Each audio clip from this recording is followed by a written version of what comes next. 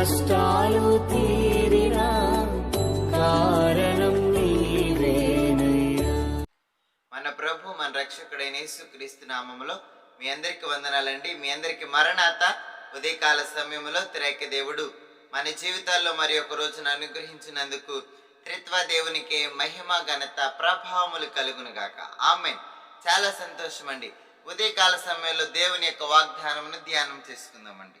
Ruth గ్రంథము 4వ అధ్యాయము 13వ వచనమును చదువుకుందామండి. కాబట్టి బోయాజు రూతును పెండ్లి చేసుకుని ఆమె యొద్దకు పోయినప్పుడు యెహోవా ఆమె గర్భవతి అగునట్లు అనుగ్రహించెను గనుక ఆమె కుమారుణ్ణి కనెను. ఉదయకాల సమయంలో దేవుని మాటలు ఆలకిస్తున్న వారులారా, ఇక్కడ గొప్ప మాటను మనం చదువుతున్న వారమై ఉన్నాం.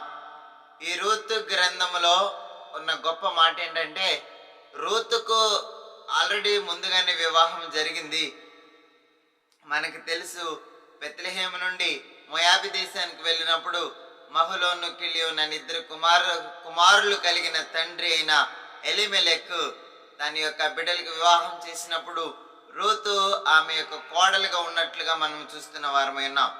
మరి రూతు అక్కడ ఉన్నప్పటికీ కూడా, మరి అక్కడ తన భర్తతో కాపురము చేసినప్పటికీ కూడా మరి అక్కడ బిడ్డలైతే కలగలేదు.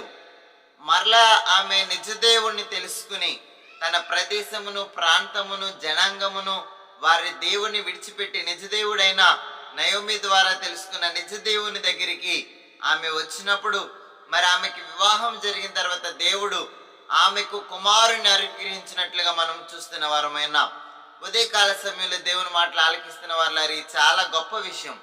మరి ముందు ఆమెకి వివాహం అయిన పిల్లలు పుట్టలేదు, తర్వాత బిడ్డలను దేవుడు అనుగ్రహించిన వారై ఉన్నారు. మరి దేవుడు చేసే కార్యములు చాలా గొప్పవి. మనం అనుకుంటా ఉంటాం మరి ఇక్కడితోనే మన జీవితం అయిపోయిందని. కాదండి, రూతులాగా ఒక గొప్ప తీర్మానమును మనం తీసుకుంటే, దేవునితో నడవాలని మనసు కుదిరినట్లయితే దేవుడు మన జీవితాల్లో కూడా గొప్ప కార్యాలు చేస్తారు. ఆయన మహిమలు చేసే దేవుడై ఉన్నారు. అట్టి భాగ్యమును దేవుడు మన ಎಲ್ಲರಿಗೂ అనుగ్రహించును గాక. ఆమేన్. ప్రార్థన చేసుకుందామండి.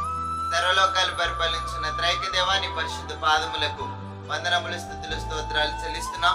ఈరోజు చేయబోయే ప్రతి పనిలో మీరే తోడుగుని సహాయం చేయండి. దేశ, రాష్ట్ర, ప్రపంచాలను మీరు ఆశీర్వదించండి. మీరు మా కొరకు శిలువలో చేసిన త్యాగమును బట్టి వర్ణిస్తూ, రూతు జీవితంలో చేసిన గొప్ప కార్యమును బట్టి వందనాలు చెల్లిస్తూ, మా జీవితాల్లో కూడా గొప్ప కార్యములు జరిగించుము.